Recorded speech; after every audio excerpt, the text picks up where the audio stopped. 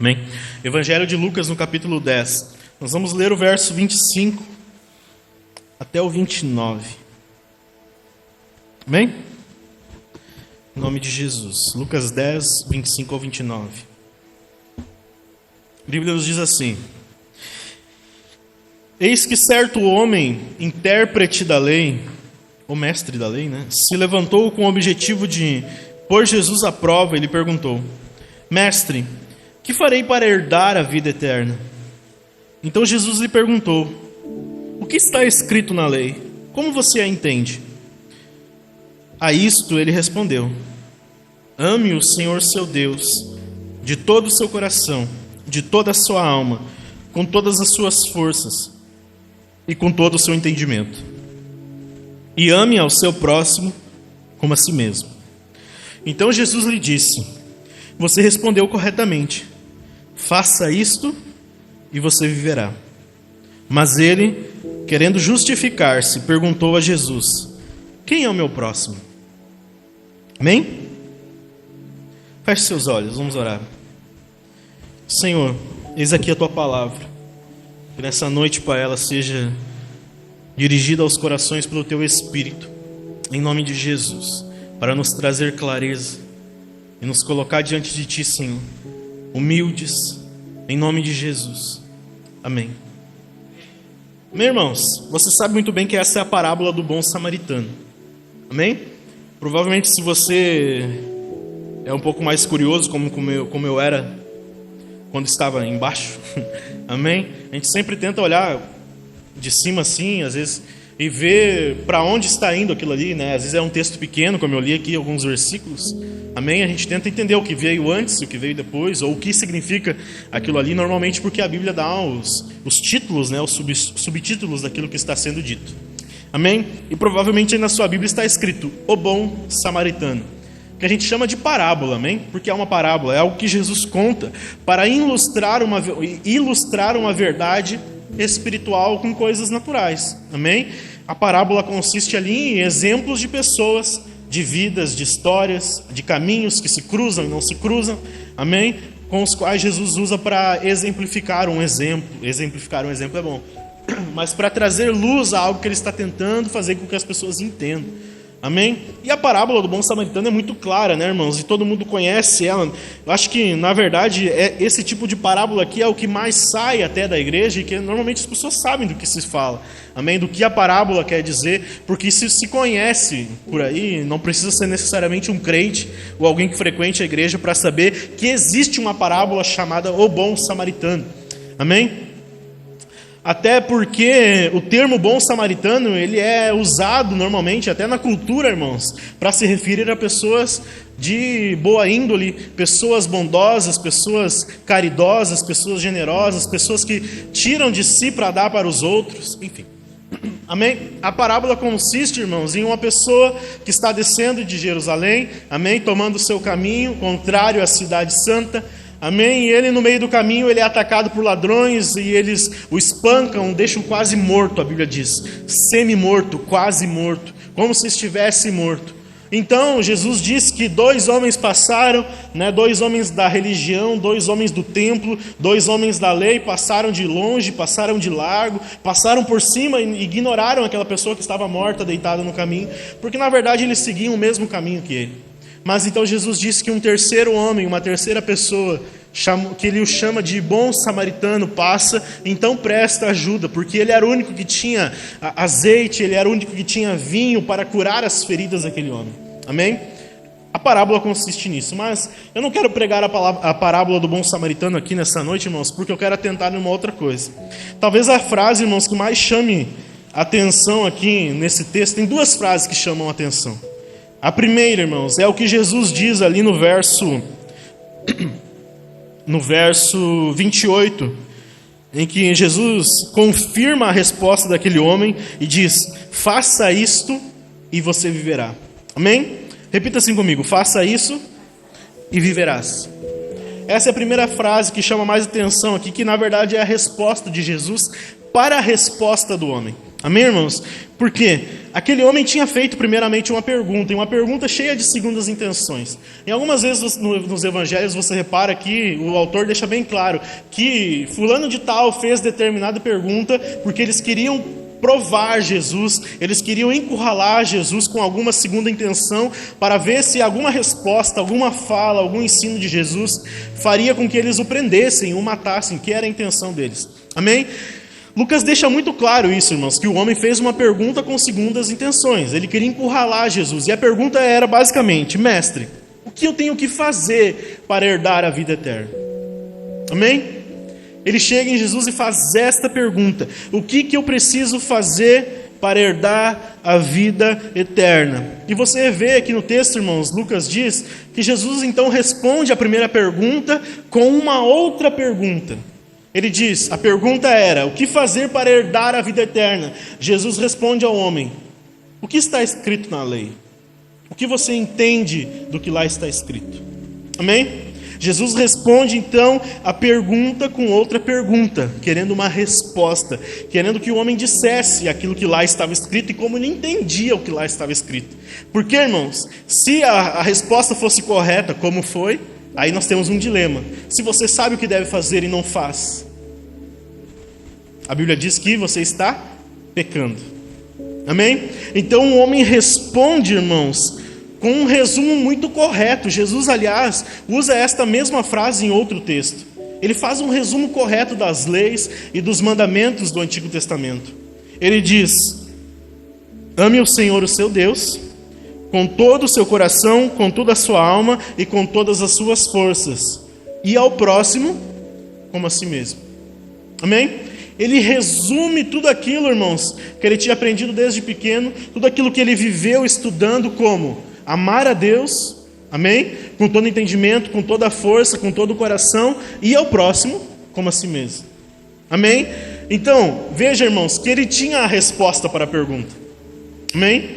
O que fazer para herdar a vida eterna? Amar a Deus e ao próximo. Amém? Jesus, irmãos, confirma a resposta dele. Jesus disse: está correto. A vida eterna é isso aí: amar a Deus e ao próximo. Por que Jesus faz essa afirmação, irmãos? Se aquele homem estava tentando encurralá-lo de alguma forma. Primeiro, porque a resposta para a pergunta: o que fazer para herdar a vida eterna? Na verdade, irmãos, é uma resposta que talvez não seria a resposta que aquele homem gostaria de ouvir. Aquele homem gostaria de ouvir algo prático: faça isso, faça aquilo, haja desse jeito, use essa roupa, fale com um determinado tipo de pessoa, haja de determinado tipo, observe as datas, observe os dias, observe os calendários, observe as leis, observe os costumes, observe as dietas, amém? Faça esse monte de coisa e você vai para o céu. Talvez era isso que ele queria ouvir, amém? Tanto que, por exemplo, num outro exemplo, irmãos, em que a Bíblia diz que um jovem rico passa por Jesus e pergunta o que deve fazer para segui-lo, amém? Ou melhor, para amar a Deus melhor, para ser alguém que realmente ama a Deus verdadeiramente. Jesus faz ali algumas indagações. Ele diz: tudo isso eu faço. Eu amo o meu próximo, eu amo a Deus, eu faço o que é certo, eu faço o que é correto. Então Jesus diz mais uma coisa: agora então, já que tu faz todas essas coisas, faz uma a mais, vende tudo que tu tem e me segue. E a Bíblia diz que aquele jovem se entristeceu, porque ele era muito rico. Ou seja, ele estava comprometido a fazer algumas coisas, mas além daquilo que ele estava comprometido, aquilo que ele já fazia, ele não estava disposto a ir além. Ele não estava disposto a vender tudo que ele tinha.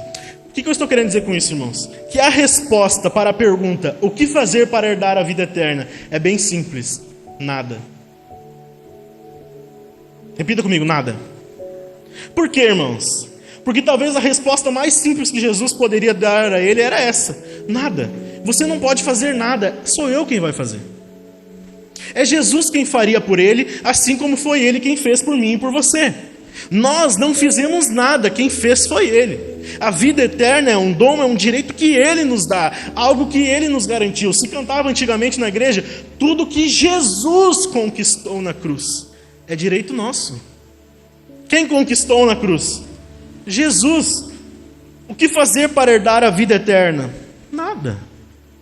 Essa é a primeira resposta para isso, irmãos.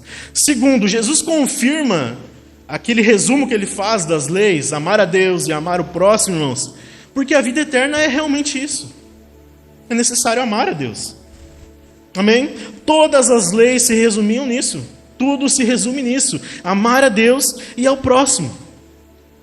A vida eterna para Jesus é sim amar a Deus. E isso é algo, irmãos, que nenhum de nós poderia fazer se Deus não nos tivesse amado primeiro.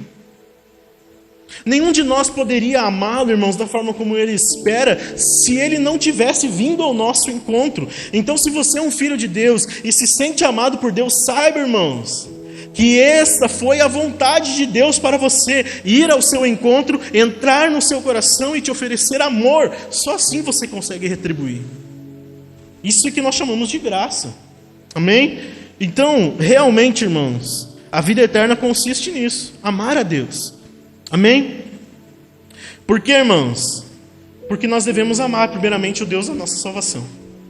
Amém? Aquele que nos salvou, aquele que nos libertou. Amém? Então, para isso, irmãos, para quem age desta forma, Jesus diz: haverá vida de Deus em você. Se você fizer isso, você viverá.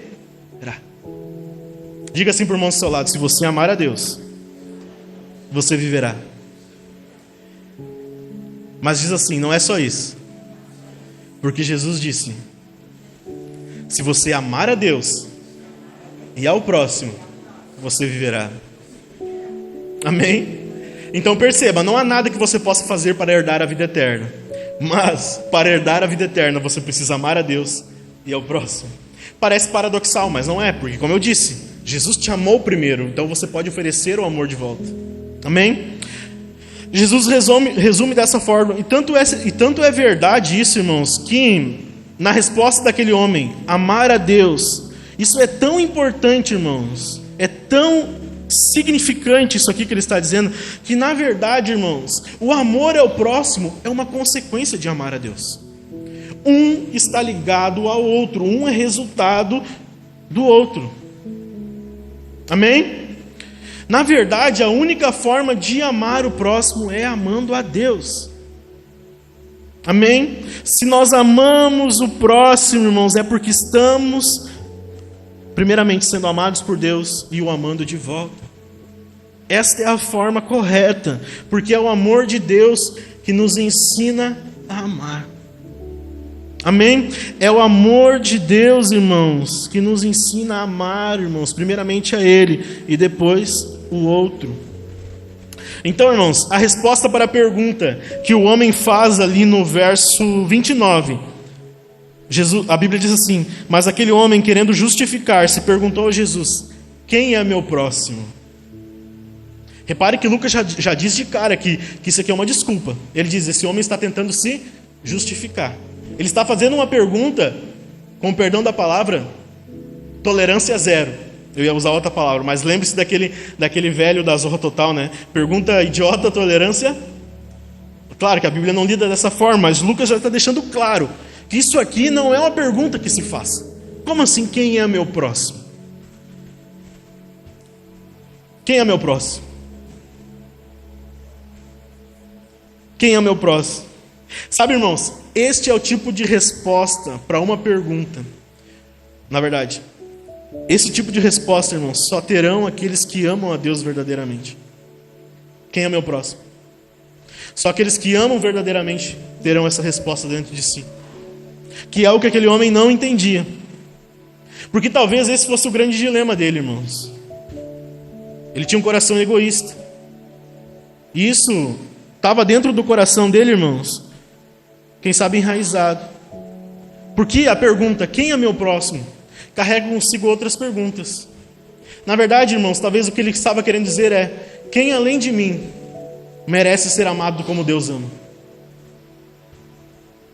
Quem além de mim merece tanto amor assim? Quem além de mim é tão digno, tão belo, tão nobre para receber determinado amor como é o amor de Deus? Por isso que ele não conseguia enxergar o próximo. Porque ele achava, quem sabe, que não existisse outra pessoa no mundo tão melhor ou tão igual a ele, capaz de receber este mesmo amor. E esse, irmãos, é um dilema. Amém? Então você percebe uma coisa aqui, irmãos, porque de certa forma ele pensava ser tão bom ao ponto de fazer algo para herdar a vida eterna. Amém? Porque essa é a pergunta, a primeira pergunta que ele faz. O que eu tenho que fazer? Quer dinheiro? Eu compro. Quer dinheiro? Eu pago. Você quer que eu faça um estudo aqui da lei, te traga todo o Velho Testamento, todas as leis, todos os mandamentos, tudo aquilo que aconteceu, eu faço, Jesus. E te digo, e prego para ti se for preciso. O que eu preciso fazer para herdar a vida eterna? Então, irmãos, ele se achava tão bom ao ponto, irmãos, de pensar que poderia alcançar a vida eterna. Mas nenhuma outra pessoa tinha a mesma capacidade que ele. Ele pensava assim: eu consigo, eu posso, eu vou alcançá-la, e ninguém mais é capaz disso.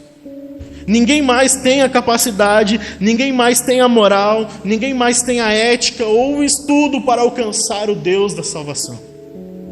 E esse é um dilema de um coração, irmãos, daqueles que passam por cima dos outros pelo caminho, que é o que Jesus vai contar na parábola do bom samaritano.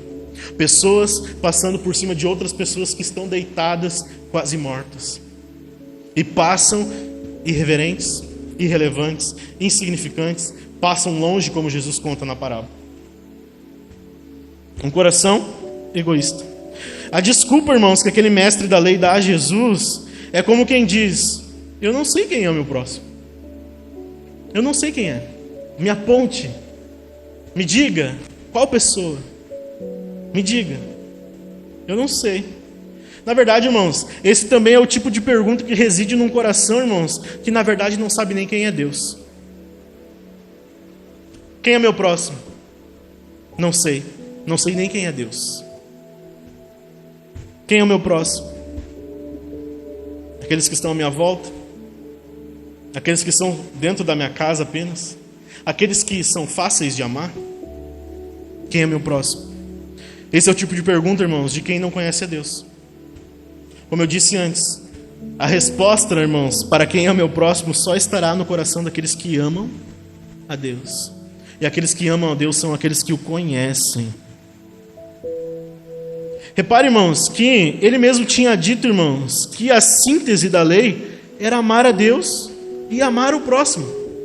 Então ele diz algo que, irmãos, teoricamente faria sentido, mas que ele não sabia na prática o que era. Porque ele era um cara muito estudado, versado nas leis, quem sabe decorou a Torá. Ele sabia, irmãos, que a lei consistia em amar a Deus e amar o próximo, mas era só teoria, não passava de teoria, na prática não fazia sentido. E é exatamente por coisas assim que Jesus incomodou tanto, irmãos.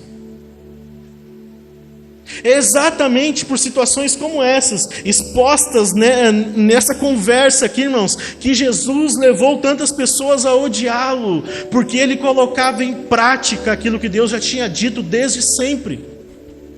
Jesus sabia quem era Deus, Jesus sabia quem era o próximo. Jesus amava Deus e Jesus amava o outro. Não é uma, nem duas, nem três vezes que você encontra no Novo Testamento, irmãos, dizendo claramente que as pessoas diziam: por que você está se relacionando com este? Por que você está andando com aqueles? Por que você se senta com os pecadores? Por que você anda com as prostitutas? Exatamente por coisas assim que as pessoas o odiavam. Quem é o meu próximo? Irmãos, uma coisa que a gente percebe assim, você consegue até fazer as pessoas entenderem, teoricamente, que é bom amar as outras pessoas. Ninguém diria que isso é ruim. Aliás, do ponto de vista natural, até se canta sobre isso. O que mais tem é canção sobre amor. Aqui no Brasil se canta: é preciso amar as pessoas como se não houvesse amanhã. Tem uma música muito famosa do John Lennon que fala sobre amor nas pessoas, entre os povos, no mundo, aquela coisa toda meio hippie. Amor. O que mais se fala, o que mais se canta, e ninguém diz que é ruim, ninguém diz que é errado. É necessário amar as pessoas. Você consegue até fazer com que as pessoas entendam isso na teoria, irmãos, de que é bom. Mas este, irmãos, é o tipo de coisa que só faz sentido realmente se colocado em prática. Este, irmãos, é um sentimento, irmãos, que só faz sentido se for de forma irrestrita, se for de forma incondicional, se for aquele sentimento de abrir mão de todas as coisas, de tirar realmente de si, parar no caminho, para cuidar de alguém que você nem conhece, que é o que Jesus vai dizer na parábola. Só será colocado em prática realmente, irmãos, a partir de um encontro com Deus verdadeiro. Porque senão sempre será só teoria. Porque se, irmãos, fosse fácil colocar em prática, o mundo já tinha conseguido a paz mundial. Não haveria guerras, não haveria fome. Porque você consegue fazer, irmãos, lá numa palestra na ONU, com que as pessoas entendam que é necessário cuidar umas das outras. Mas você não consegue fazer nenhum país deste mundo olhar realmente para a fome da África. Porque é só balela. Ninguém realmente está preocupado com isso. Eu estou mentindo? Não. Aliás, não precisa ir muito longe, é só sair na rua. Não precisa ir muito longe, é só atravessar, quem sabe, esse bairro.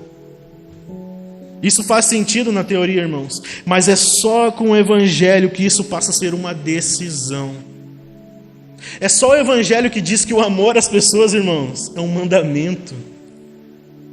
Não é só uma coisa boa, antes de qualquer coisa, é só o Evangelho que diz que você precisa decidir amar. Quer um exemplo disso, irmãos? Vá lá em 1 João, no capítulo 4 comigo.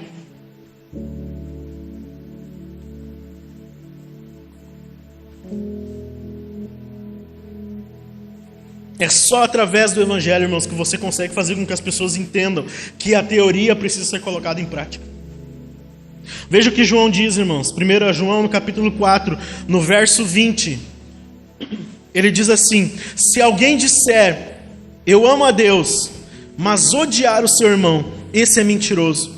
Pois quem não ama o seu irmão, a quem vê, não pode amar a Deus, a quem não vê. E o mandamento dele que temos é este: quem ama a Deus, que ame também o seu irmão. Irmãos, é só o Evangelho que tira a teoria e coloca em prática. É só o Evangelho que impulsiona as pessoas realmente a amar como Deus espera, porque o Evangelho diz isso é uma ordem. O Evangelho diz que isso precisa ser uma decisão interna, precisa partir de dentro. Precisa ter vontade, precisa ter desejo, disposição. E veja que João diz, irmãos, que se você ama a Deus, mas odeia o seu irmão, você não pode fazer isso. Você não pode. Não pode, não tem como. É direto e reto. João está dizendo, não dá. Ou é um e o outro, ou nada. Ah, eu amo só a Deus. Amo algumas pessoas. Algumas pessoas são fáceis de amar, são legais de amar. Mas não consigo ir além disso. Não consigo ir além do sentimento. Não consigo ir além da afeição. É claro, irmãos, isso é um aprendizado. Todos nós estamos aprendendo isso. E eu creio que todos nós estamos melhorando nisso. Amém? Você concorda comigo? Você está tentando melhorar nisso? Porque se não for assim, irmãos, é o que eu disse. Isso, a pessoa que não está entendendo isso, irmão, porque na verdade não conhece a Deus, não entende quem é Deus, não ama a Deus. Isso é um aprendizado na minha e na sua vida, é um aperfeiçoamento, mas também é uma decisão. Eu decido colocar em prática. Eu já disse isso aqui, irmãos. Não é só sentimento, porque sentimento sem ação é vazio. Sem colocar em prática é apenas teoria, irmãos. Eu preciso aprender e entender que eu preciso dispor do mesmo amor com que Deus me amou para com o outro. E que o outro importa muito. Amém? Porque, irmãos, nem sempre diz respeito à afeição. Nem sempre diz respeito, irmãos, à afeição, ao sentimento. né? A misericórdia, né? Nem sempre diz respeito a olhar para a pessoa e pensar, ou ter carinho, ou ter afeto. Nem sempre é isso, irmãos. Até porque, irmãos, se você parar para pensar em determinadas situações e com um certo tipo de pessoa, isso é muito difícil. É muito difícil. E esse tipo de coisa não acontece num passe de mágica, irmãos. É um desenvolvimento interno. O Espírito Santo vai nos ensinando a amar, irmãos. O Espírito Santo vai nos ensinando a amar, vai desenvolvendo dentro de nós essa afeição, esse carinho. Mas enquanto isso também precisa ser uma decisão, irmãos. Carregada de vontade. Isso que eu estou dizendo para você, irmãos, tanto é verdade que Jesus disse: é necessário amar os inimigos. É tão verdade isso, irmãos, que o mestre já diz que vocês precisam amar os seus inimigos. Ou seja, precisa de decisão. Porque é difícil que você tenha afeição por um inimigo. Isso é tão verdade, irmãos, que sem o amor de Deus, irmãos, nem mesmo a pessoa mais beata, o mais devota, o mais santo conseguiria. Agora perceba uma coisa, irmãos. Jesus disse que vocês precisam amar os seus inimigos. Nós estamos vivendo, irmãos, um tempo que é difícil amar até mesmo quem discorda. Até mesmo quem nos contraria em determinado assunto. Até mesmo quem não pensa ou não age como nós agimos. Então nós tiramos essa discordância e levamos lá para o outro grau, que é da inimizade. E esse termo é muito forte, irmãos. Porque é o termo usado, irmãos, quando Paulo vai falar de justificação, ele diz: antes vocês eram inimigos de Deus, agora são amigos, agora vocês estão em paz. Ou seja, o que eu estou querendo dizer, irmãos? Sem Deus é impossível isso. Sem amar a Deus, sem conhecer a Deus, nós vamos repetir que nem este homem aqui, irmãos, a mesma pergunta: quem é meu próximo? Eu não sei, não faço ideia, porque não conheço a Deus. Já estou concluindo, irmãos.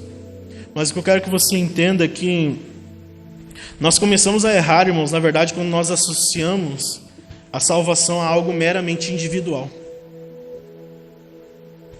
A gente associa a salvação a algo que é meramente individual, quando na verdade, irmãos, a salvação também é um fim, é um meio para um fim. Qual que é o fim? Até que Cristo seja tudo em todos.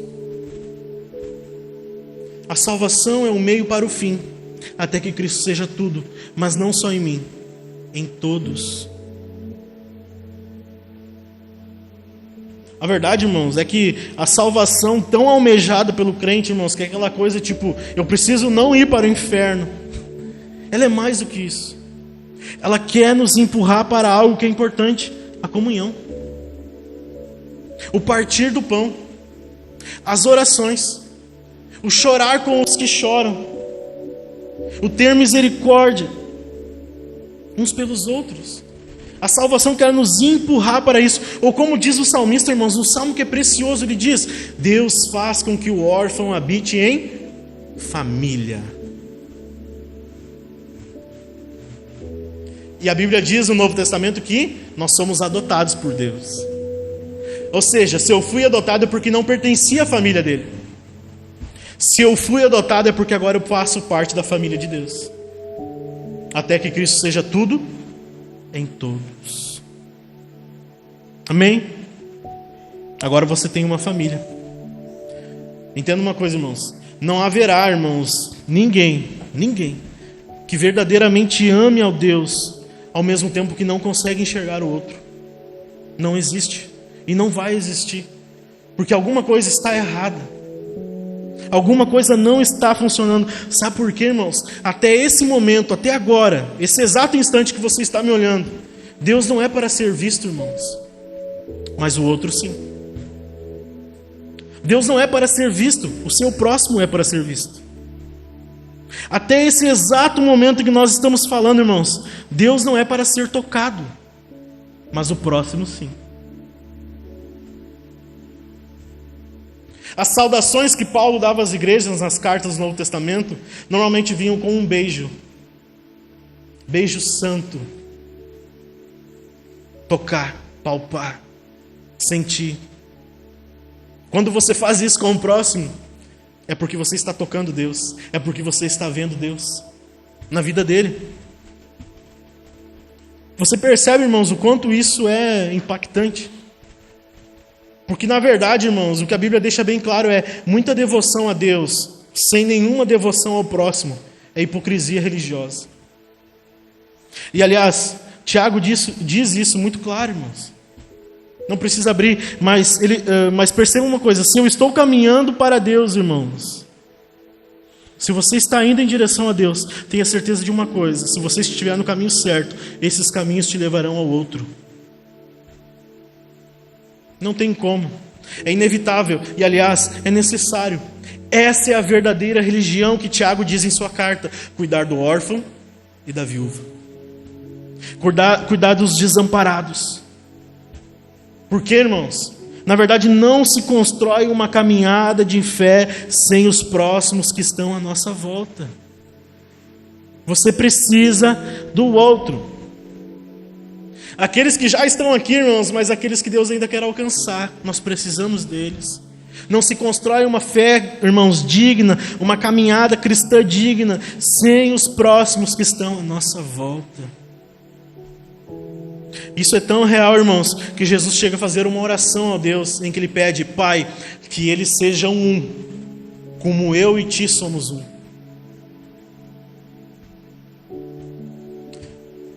É uma oração de Jesus, irmãos. Que eles possam viver esta unidade, essa comunhão, esta união de tal forma como eu e você, Pai, somos. Você crê que é um com Deus? Antigamente se cantava na Santa Ceia assim: eu sou um com você, no amor do nosso Pai, somos um no amor de Jesus. Você é um com o outro. Isso, irmãos, é maravilhoso. Amém? Então Jesus faz essa oração, irmãos. Por mais que a sua salvação seja individual, irmãos, ela não é individualista. Por mais que a salvação seja individual, ela não é solitária. Ela não é alérgica às pessoas. E não pode ser. Diga assim para o irmão que está ao seu lado: não existe mais o eu, mas sim o nós.